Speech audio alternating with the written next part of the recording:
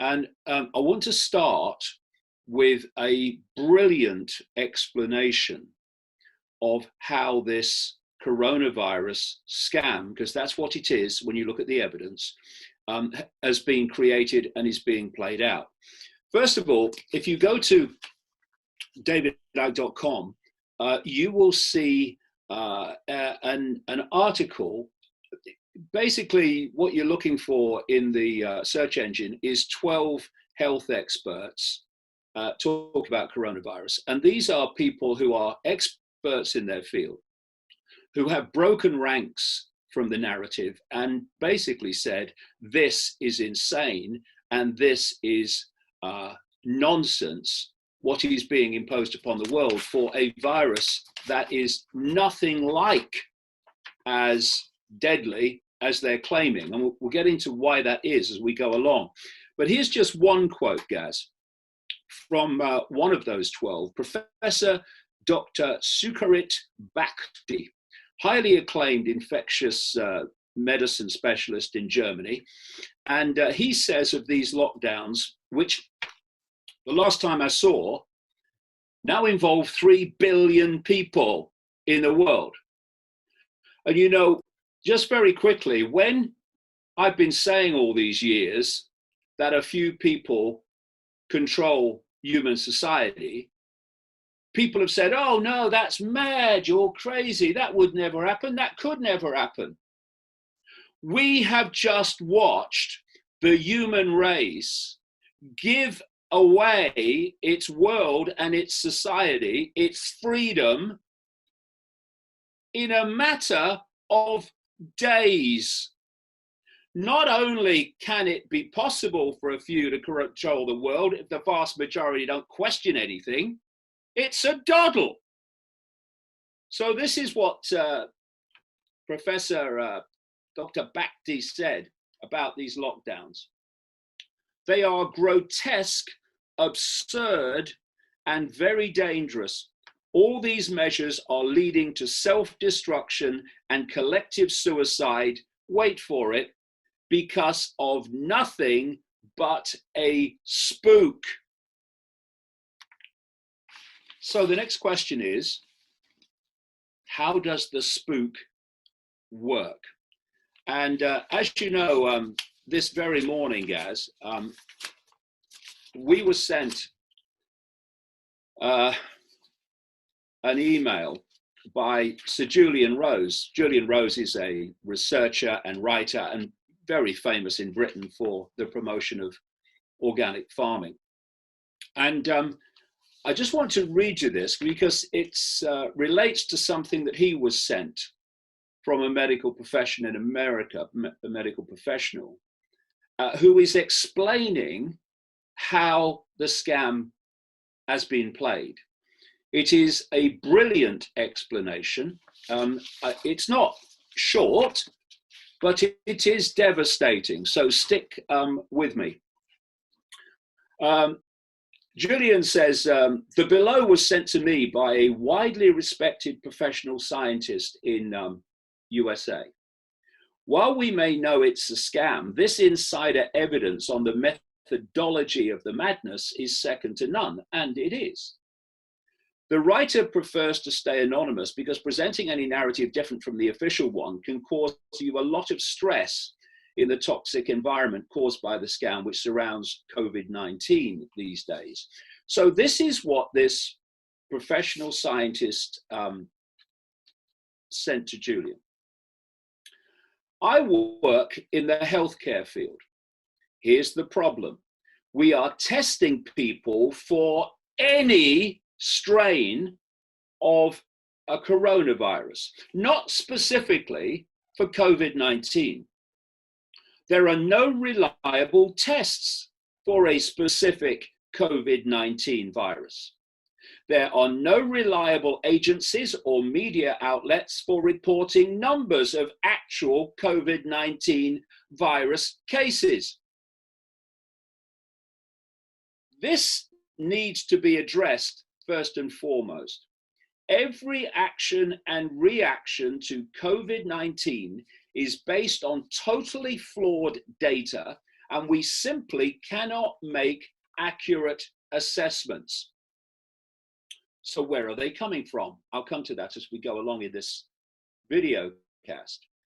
This is why you're hearing that most people with COVID-19 are showing nothing more than cold, flu-like symptoms. That's because most coronavirus strains are nothing more than cold, flu-like symptoms. The few actual novel coronavirus cases do have some worse respiratory responses, but still have a very promising recovery rate, especially for those without prior issues, something we've clearly seen all over the world. The gold standard in testing for COVID-19 is laboratory isolated, purified coronavirus particles free from any contaminants, and particles that look like viruses but are not, that have been proven to be the cause of a syndrome known as COVID-19, and obtained by using proper viral isolation methods and controls. Not the PCR test that is currently being used, or serology antibody tests, which do not detect viruses as such. This is the test, the PCR, that people say, oh, we need more testing. On our website, John Rappaport, an American journalist who's specialized in health issues and uncovering big pharma scandals, has written about this and the fact this PCR test is useless and flawed. And here we have a scientist in America confirming that.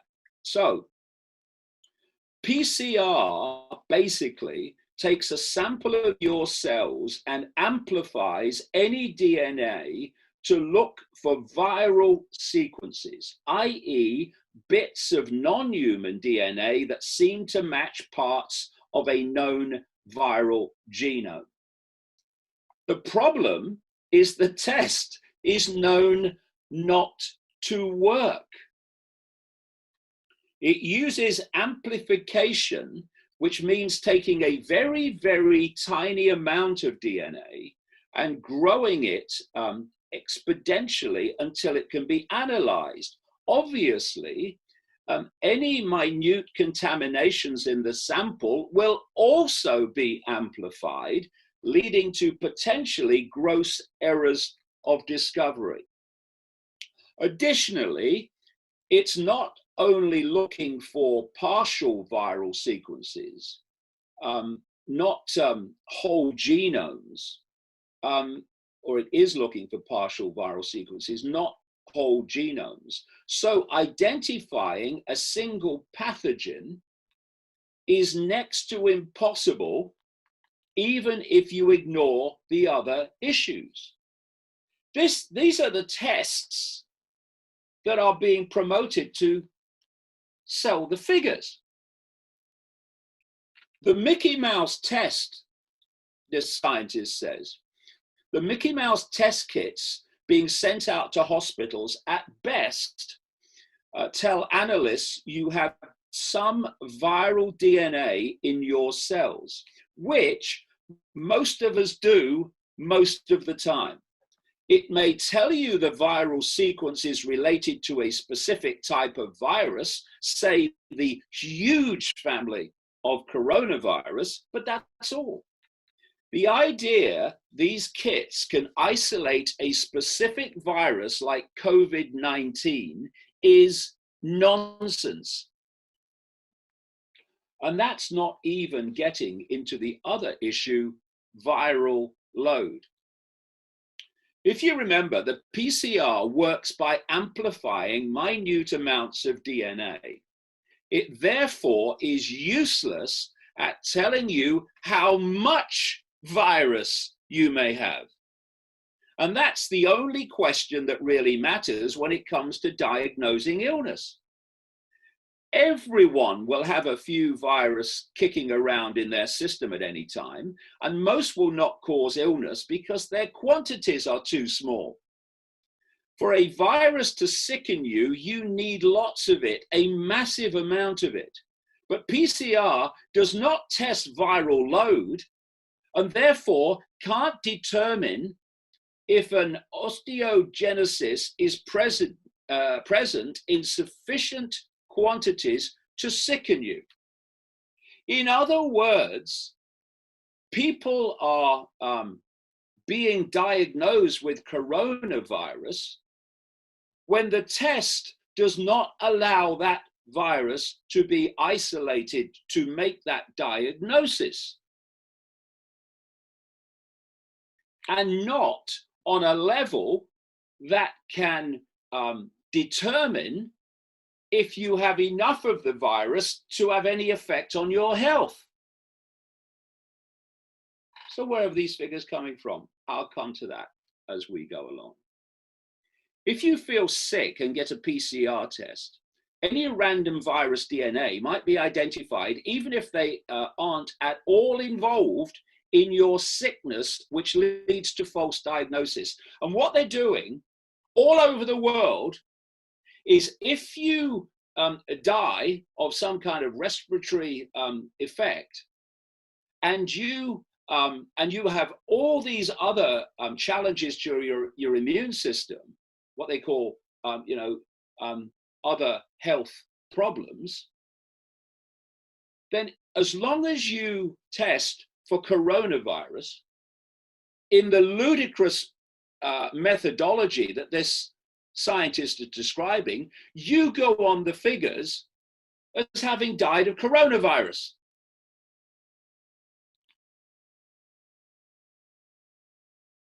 And coronavirus, this scientist goes on, are incredibly common. A large percentage of the world human population will have COVID DNA in them in small quantities, even if they are perfectly well or sick with some other pathogen. Do you see where this is going yet? The question is asked. If you want to create a totally false panic about a totally false pandemic, pick a coronavirus,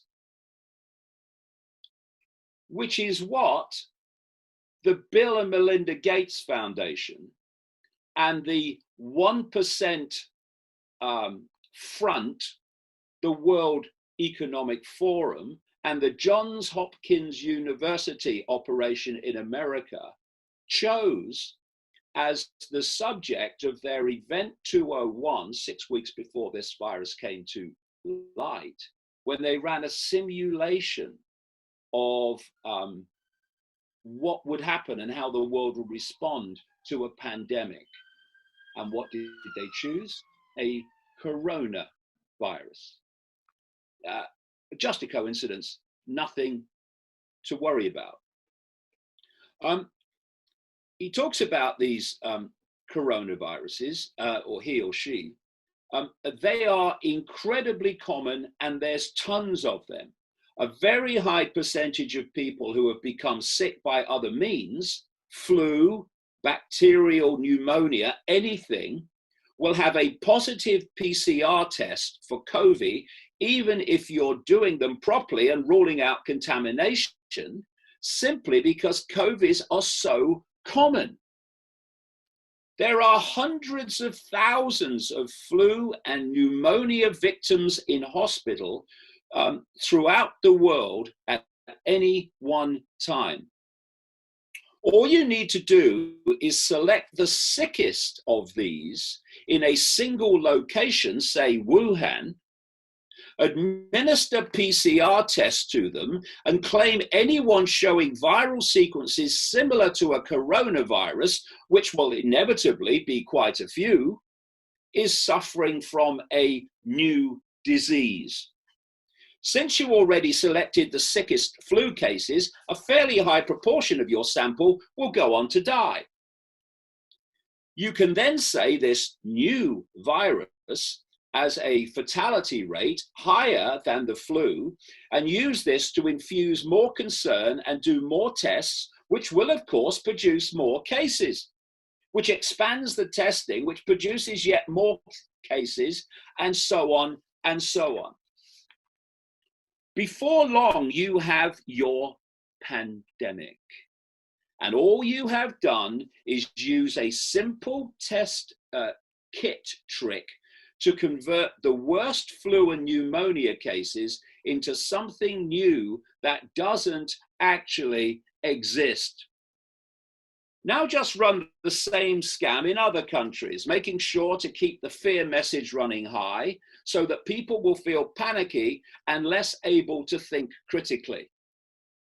Your only problem is going to be that due to the fact that there is no actual new deadly pathogen, but just regular sick people, you are mislabeling your case numbers and especially your deaths, and they're going to be your deaths way too low for a real new deadly virus pandemic, which is what we're seeing. But you can stop people pointing this out in several ways. One, you can claim this is just the beginning and more deaths are imminent. Yep. Hello. Use this as an excuse to quarantine everyone, and then claim the quarantine prevented the expected millions of dead. Wait for that one, that's coming. You can tell people that minimizing the dangers is irresponsible and bully them into not talking about numbers. As you see, they've bullied us. You can talk crap about made-up numbers, hoping to blind people with pseudoscience. See the advisors to governments around the world, not least in Britain and the United States. You can start testing well people who, of course, will also likely have shreds of coronavirus DNA in them, and thus inflate your case figures with no symptom carriers. You will, of course, have to spin that to sound deadly, even though any virologist knows the more symptomless cases you have, the less deadly is your pathogen. Come to that as we go along. Take these 4 simple steps and you can have your own entirely manufactured pandemic up and running in weeks. They cannot confirm something for which there is no accurate test.